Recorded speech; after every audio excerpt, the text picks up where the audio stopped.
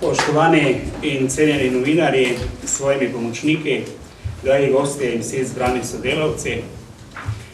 Danes je namreč dan, ki ga je naredil Gospod, da praznujemo 20. obletnico ustanovitve takrat Škofijske Karitas, danes nadškofijske oziroma Karitas v metropoliji.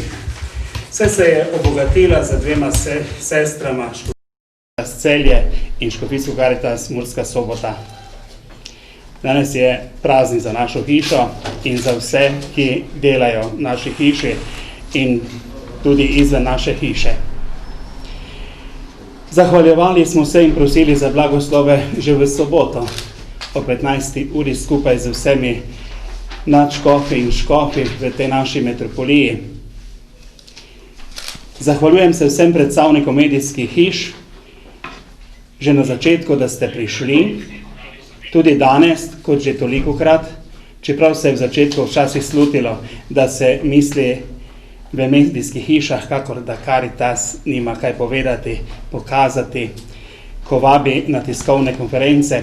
Vse je le to velikokrat šteje v medijih, stiska v zgodbi, sliki, bolj kot je grozna in se nas dotakne, boljše je in vedno samo to iščemo, pa se nas še kakšna zgodba dotakne sploh. No, za kakšen dan, dva, mogoče teden. Pa se s časoma to razmišljanje je spremenilo.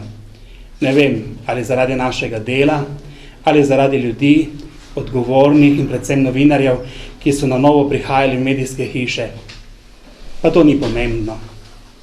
Hvala za vsa leta poročanja, izpopolnjevanja ter izobraževanja bralcev, poslušalcev, gledalcev, tudi prosilcev in nas vseh, da skupaj napredujemo v dobrem, ljubezni. Vse Karitas je ljubezen. Če se samo spomnimo prve okrožnice svetega očeta Benedikta XVI, Deus Caritas est, Bog je ljubezen. Malo sem spremenil tek naše tiskovne. Najprej bomo obdelali drugo točko, potem pa prvo. Zato se še ustavimo pred dnevu ustanovitve. Vedno bolj ugotavljam in spoznavam, da datum ustanovitve Škofijske Karitas Maribor ni kar bil tako. Na današnji dan namreč goduje sveti Maksimilijan Celjski, škof in mučenec, živel okoli leta 230, življenjepisec pa nam sporoča, da se je rodil premožnim staršem latinskega rodu v Celeji. Od staršev se je nazel človeške plemenitosti, ki je podlaga za versko življenje po Božji milosti. Starše je izgubil še mlad in postal je dedič bogatega imetja, katerega je razdelil med reveže, osvobodil je sužnje in poromal v Rim, ker je bil posvečen v duhovnika, ter zaradi izglednega življenja postal duhovnik, tudi škof, in prišel je nazaj oznanjati evangelij v Norik. Svojim vernikom je bil pravi oče, lajšal je njihove telesne in duhovne stiske, tegobe. Tudi Karitas je in še lajša telesne ter duhovne stiske, tegobe in brez škofa ter cerkve ne more nič. Škof je ustanovitelj in v njegovem imenu vse ustanove in programe delajo za manj stiske na ozemlju škofije, pa tudi po svetu. Da, nadškof, škof je prvi karitativni delavec, mi smo pa le njegovi pomočniki in sodelavci pri lajšanju telesnih in duhovnih stisk v času, katerega smo bili poklicani. Priznati je treba, hočemo ali ne, veliko obrazov, svetov in šopkov dobrih del ter programov se je razvilo in se razvija na področju dela nadškofijske Karitas in nekaj vam jih bomo tudi predstavili. Od leta 1990 imate ob 20. obletnici ustanovitve napisano. Danes je namreč v nadškofiji Maribor 89 župnijskih Karitas, kjer deluje 1528 sodelavcev in prostovoljcev, ki so v letu 2009 opravili 60,050 ur prostovoljnega dela in z različnimi oblikami humanitarne in socialne pomoči pomagali cirka 30,000 ljudem v socialni stiski. Naloge Caritas so naprej spremljanje, spodbujanje in poživljanje dela župnijskih Caritas, ustanavljanje župnijskih Caritas, da tako lahko dosežemo vsa področja nadškofije. Je skrb za nemoteno izvajanje obstoječega humanitarnega socialnega dela, pomoč družinam, posameznikom, svetovanje, humanitarno skladišče, pomoč otrokom, dijakom, študentom, starejšim, bolnim, invalidom, onemoglim, Romom, migrantom, zasvojenim. Pa tudi, da pomagamo brezdomcem, da jim pomagamo v sprejemališču, kjer jih imamo, kjer se preobleče, dobi zajtrk, popoldansko malico 45 uporabnikov, terapevtsko pripravljalni center, mreža informacijskih pisarn za odvisnike, njihove svojce, ambulanta za osebe brez obveznega zdravstvenega zavarovanja s posvetovalnico. Letos je 26 zdravnikov prostovoljcev sprejelo in pomagalo 365 pacientom brez obveznega zdravstvenega zavarovanja. Zavetišče za brezdomce, odprti tip vsak dan, pri nas prespi do 19-20 uporabnikov. Materinski dom Mozirje Žalec, danes biva v materinskem domu 18 mam in 23 otrok.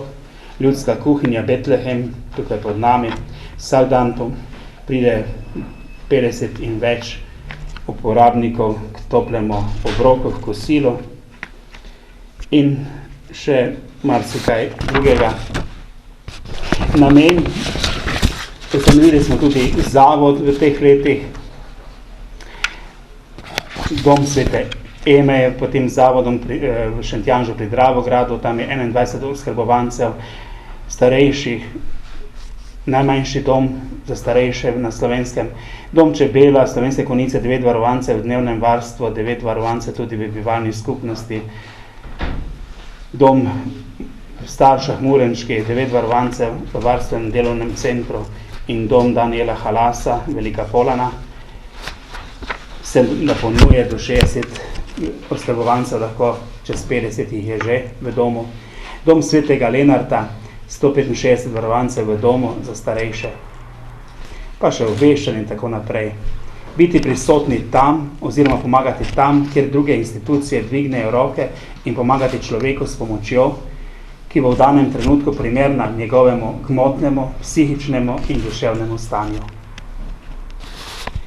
Namen in naloge vam tudi vedno napišemo, delovanje na karitativnem, dobrodelnem, humanitarnem in socialnem področju.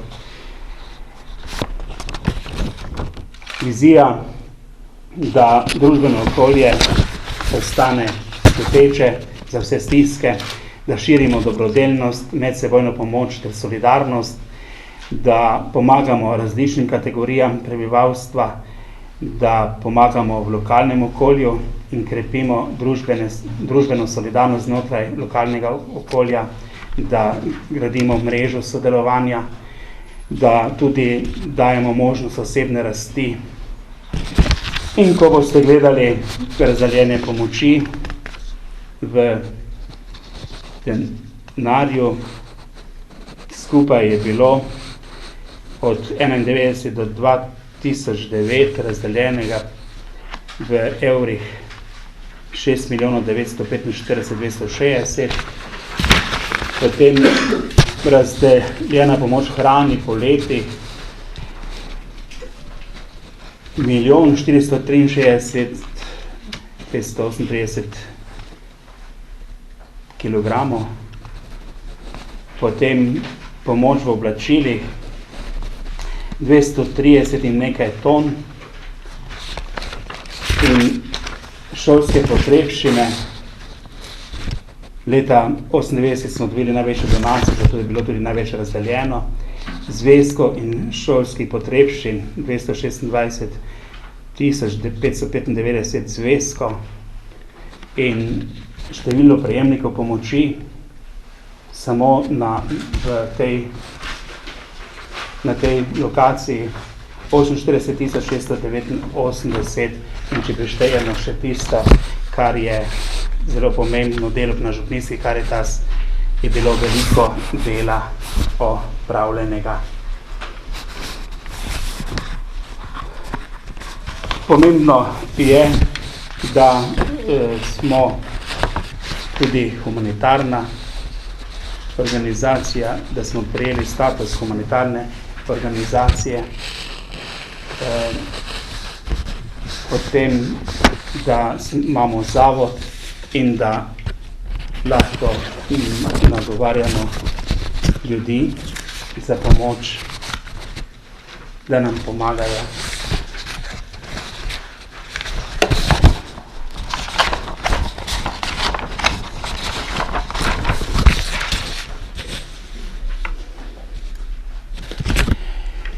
Da sedaj pa preidimo k aktualnim stiskam med nami, da jih lahko vidimo,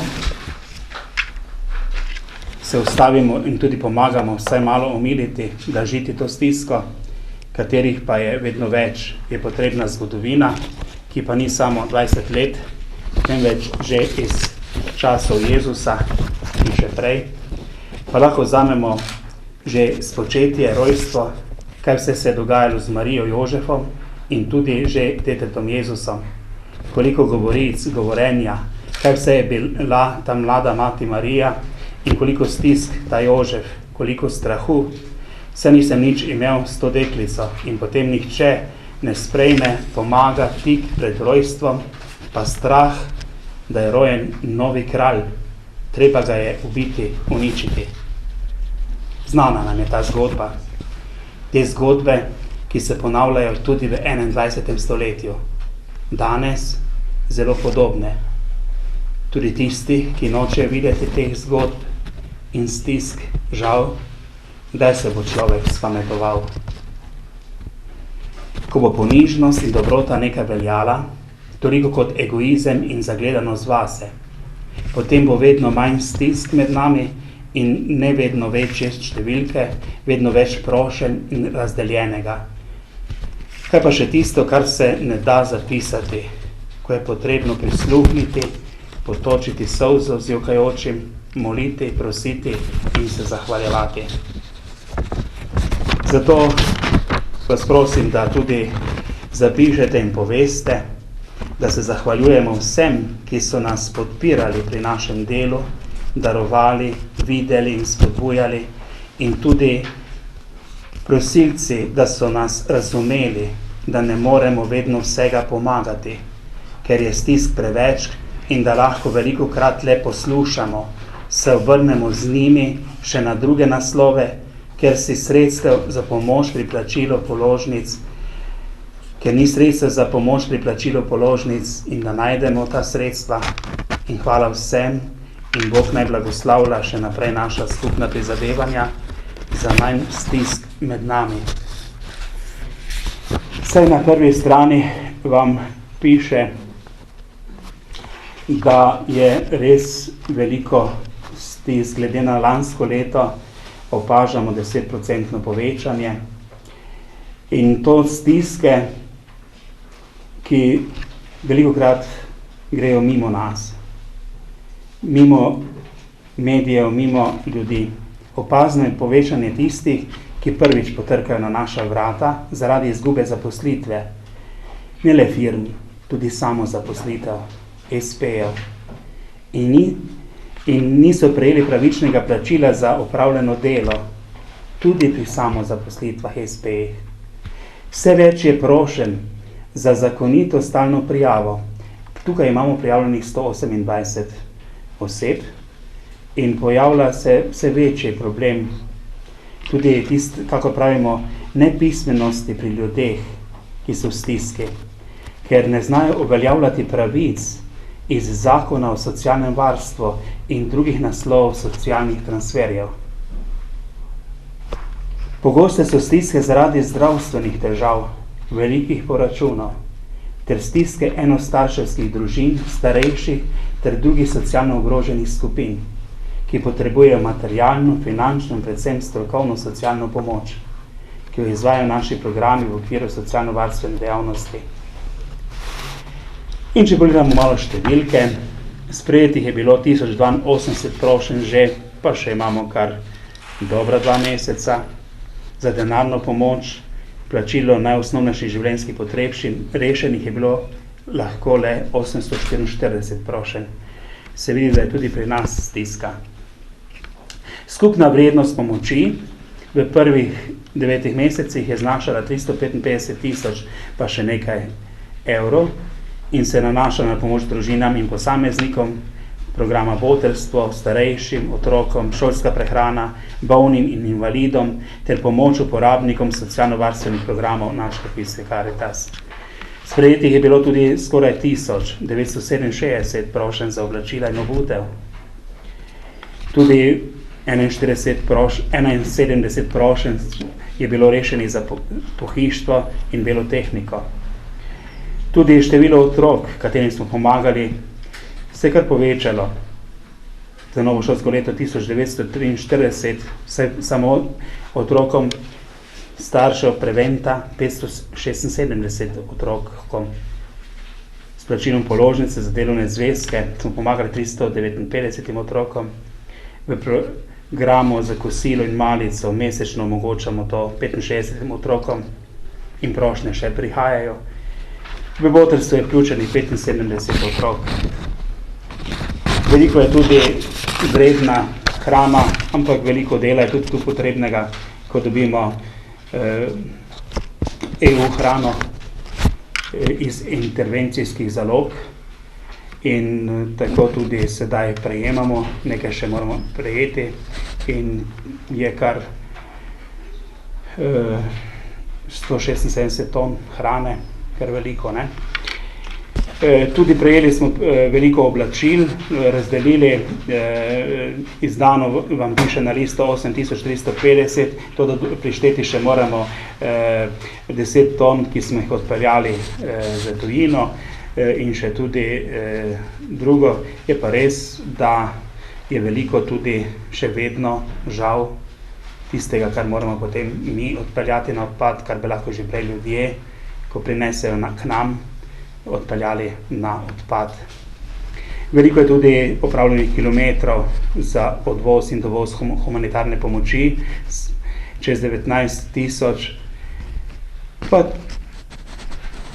tudi veliko dela v ljudski kuhinji Betlehem, saj je skupno razdeljenih že 6490 kosil 114 unikatnim uporabnikom, povprečijo 50 oseb dnevno.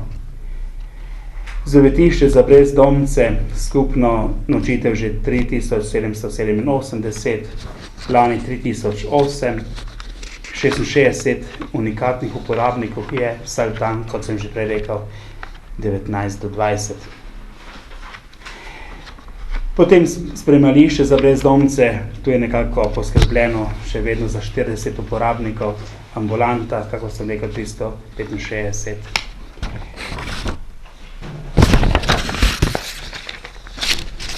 Veliko se je delalo in veliko boste tudi nekako ob tej 20-letnici lahko prebrali iz zbornika, kjer nekako na začetku piše kronologija, kjer je napisano od 1990 do 2010 leta.